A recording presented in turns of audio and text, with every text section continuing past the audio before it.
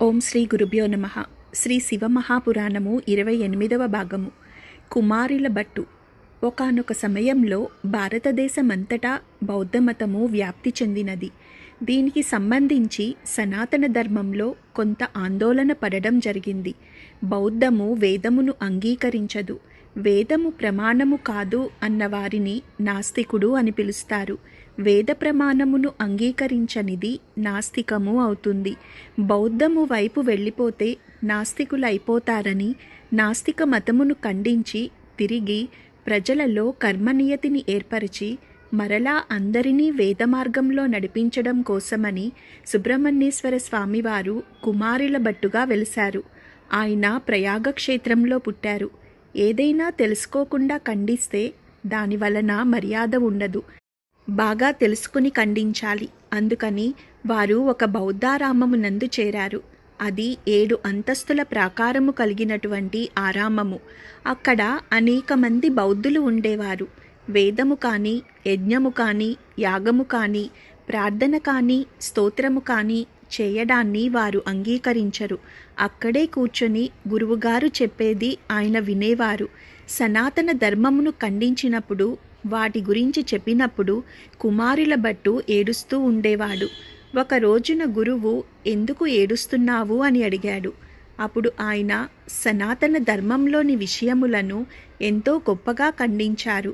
అందుకు సంతోషంతో ఆనంద బాష్పములు కారుస్తున్నాను అని ఆయన అబద్ధం చెప్పారు. ఎందుకు? అసలు ఆ మతంలో ఉన్నదేంటో తెలుసుకుంటే తప్ప ఖండించటం కుదరదు. పూర్వం అంటే అటువంటి కర్మనిష్ట ఉండేది. ఇప్పుడు 4 శ్లోకములు 2 పద్యములు చదవటం రాకపోయినా, అసలు అవతల మతంలో గొప్పతనం ఏమి ఉన్నదో తెలియకపోయినా, అవతల మతానికున్న ప్రస్థానత్రయం అంటే ఏమిటో తెలియకపోయినా అవతల మతం మీద దుమ్మెత్తి పోసేయవచ్చు. అంతటి హీనస్థితికి మనము దిగజారిపోయాము. ఇది కలియుగం కదా. కానీ కుమారుల భట్టు అటువంటి వాడు కాదు. విషయమును తెలుసుకొని ఏది చెడో దానిని మాత్రమే ఖండించాలని అనుకున్నాడు. ఇలా అనుకుని గురువుగారి దగ్గర నేర్చుకున్నాడు. బాగా నేర్చుకున్న తరువాత ఈయన ఉద్దేశ్యమును శిష్యులు గురువులు కనిపెట్టారు. ఈయన బౌద్ధుడు కాడు, ఈయన బ్రాహ్మణుడు. ఈయన సనాతన ధర్మమునందు మక్కువ ఉన్నవాడు. వేదమంటే చాలా ప్రీతి కలిగినవాడు. ఈయన కేవలం మన మతం గురించి తెలుసుకోవడానికి మనలో చేరాడు. కుశాగ్ర బుద్ధి కనుక ఇవేలో రేపో మనతో వాదానికి దిగుతాడు. అప్పుడు మనం ఈయనను తట్టుకోవడం కష్టం. కాబట్టి ఆయన ఈ స్థితిని పొందకముందే ఈయనను చంపేస్తే గొడవ వదిలిపోతుంది అని అనుకున్నారు. ఆయనను మాటలలో పెట్టి 7వ అంతస్తుకి తీసుకువెళ్లారు. ఒక కిటికీ దగ్గర నిలబెట్టి ఆయనతో మాట్లాడుతుండగా కొందరు వెనుక నుంచి వచ్చి ఆయన 2 కాళ్ళు ఎత్తేసి ఆయనను పైనుండి క్రిందకి తోసేశారు. అప్పుడు కుమారుల భట్టు క్రింద పడిపోతూ ఆయన ఒక శ్లోకం చెప్పారు.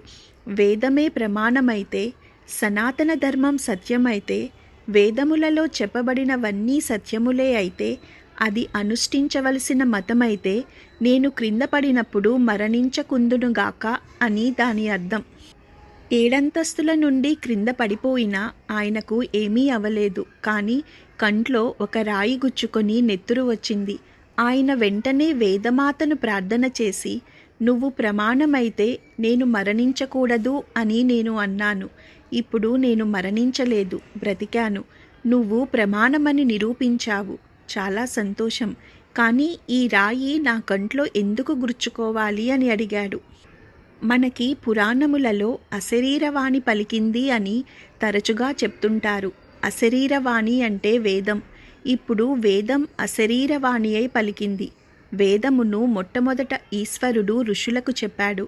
ఏ రూపము లేకుండా వారికి వినపడేటట్లుగా వాళ్ళ చెవిలో చెప్పాడు. అది అప్పటి నుంచి వినపడుతూ గురువు దగ్గర శిష్యుడు, గురువు దగ్గర శిష్యుడు అలా వింటూ వెళ్ళింది.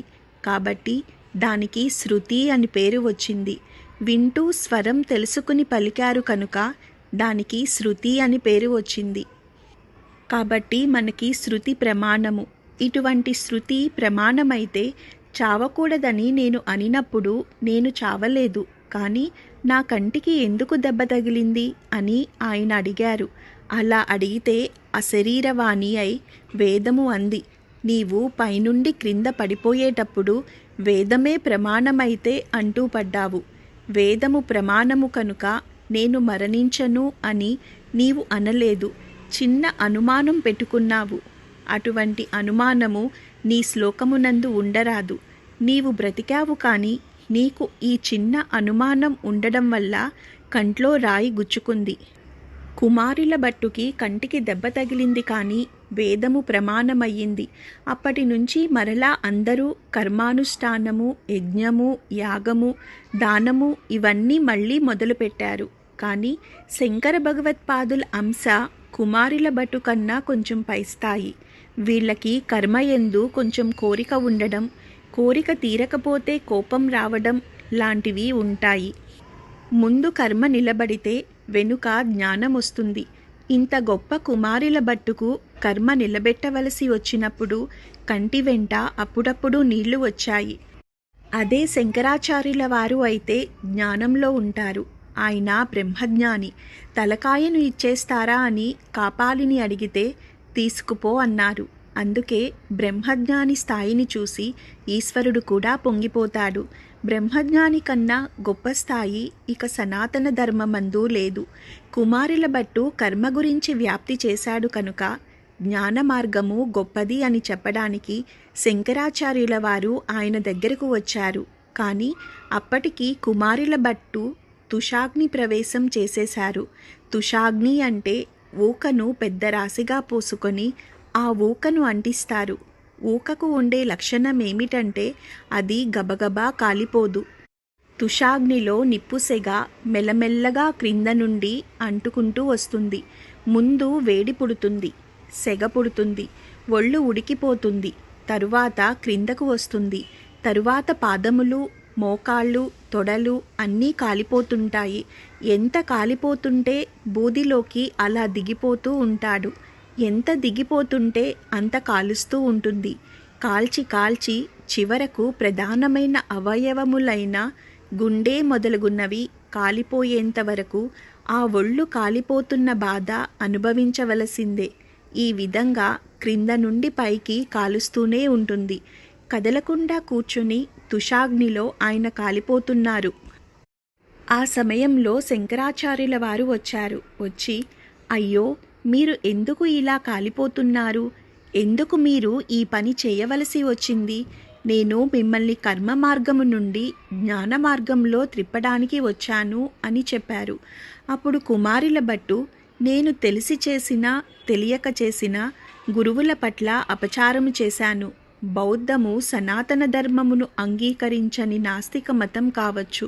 కానీ ఇప్పుడు నేను సనాతన ధర్మ ప్రచారం కోసం, బౌద్ధ మతంలో ఉన్న రహస్యములు తెలుసుకోవడం కోసం, వాటిని ఖండించడం కోసం గురువుల దగ్గర శిష్యుడిగా చేసి వాటిని నేర్చుకున్నాను. ఇలా గురువు దగ్గర వినకూడదు. వాటిని విన్నాను కనుక దానికి ఈ శరీరం తుషాగ్నిలో కాలిపోవడం ఒక్కటే సరి అయిన ప్రాయశ్చిత్తం. అందుచేత దీనిని ఇలా కాల్చేస్తున్నాను అన్నారు. ఆయన ఎంతటి మహాత్ములో చూడండి. నిష్ఠతో ఉన్నవాడు కాబట్టి ఆ కర్మనిష్టకే శరీరమును వదిలేశాడు. సుబ్రహ్మణ్య స్వామి అవతారములు అన్నీ కూడా అగ్నియందే పర్యవసిస్తాయి. అందుకే అగ్నిహోత్రంలోకే తుషాగ్నిలోకి కుమారుల భట్టు వెళ్ళిపోతూ, నా శిష్యుడు మండనమిశ్రుడు ఉన్నాడు, ఆయనతో వాదించి ఓడించండి, అప్పుడు లోకమంతా కర్మ మార్గం నుండి జ్ఞాన మార్గంలోకి వెడుతుంది అన్నాడు. ఏమి చిత్రం జరిగిందంటే, అంతకు పూర్వం వరకు పూజలు చేస్తే మీరు ఏ పూజ చేస్తున్నారో ఆ పూజలో స్వామి పేరు చెప్పి ప్రీత్యర్థం అనే మాట చెప్పడం సంకల్పంలో లేదు. ఇది చెప్పకుండా పూజ చేసేవారు. శంకరాచార్యుల వారు మండనమిశ్రుని గెలిచిన తరువాత కర్మభాగమునందు ఒక కొత్త విషయం కలిసింది. మీరు ఏది చేసినా సంకల్పంలో ప్రీత్యర్థం అని దేవత పేరు చెప్పి నీళ్లు ముట్టుకుంటారు. ఈ కర్మను నేను ఇప్పుడు ఈశ్వరానుగ్రహం కొరకు చేస్తున్నాను. ఈ కర్మ చేస్తే ఫలితం వచ్చేస్తుందని కాదు. ఈ కర్మ చేస్తే ఈశ్వరుడు ప్రీతి చెంది ఫలితమును ఇవ్వాలి.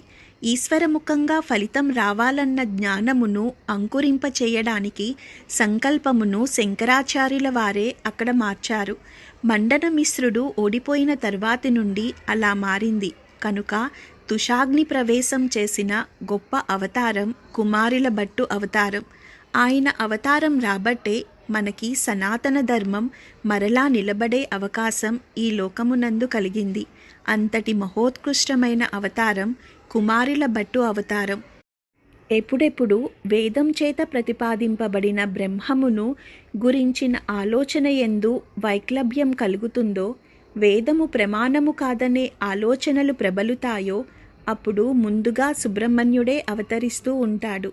రాక్షసులను సంహరించడం ఆయనకేమీ పెద్ద విషయం కాదు. లోకమునకు వైదికమైన మార్గమును ప్రబోధం చేయవలసి వస్తే ఎప్పుడెప్పుడు ఎంతవరకు సమాజంలో బోధ జరిగితే తప్ప కుదరదో అంత గొప్ప బాధ్యతను ఆయన భుజాల మీదకు ఎత్తుకుంటాడు. ఆయన మహాజ్ఞాని. ఆయన జ్ఞానబోధ చేయగలడు. లోకం అంతా కూడా సనాతన ధర్మమును విడిచిపెట్టి నాస్తికము వైపు నడుస్తున్న రోజులలో ముందు కర్మనిష్టను చూపించడం కోసమని ఆయన కుమారుల భట్టు రూపంగా వచ్చాడు. అంతే. కర్మనిష్టతో చిట్ట చివరకు ఆయన తుషాగ్ని ప్రవేశం చేసేశారు. వేరొక సందర్భంలో ఈయన తిరుజ్ఞాన సంబంధర్గా వచ్చారు.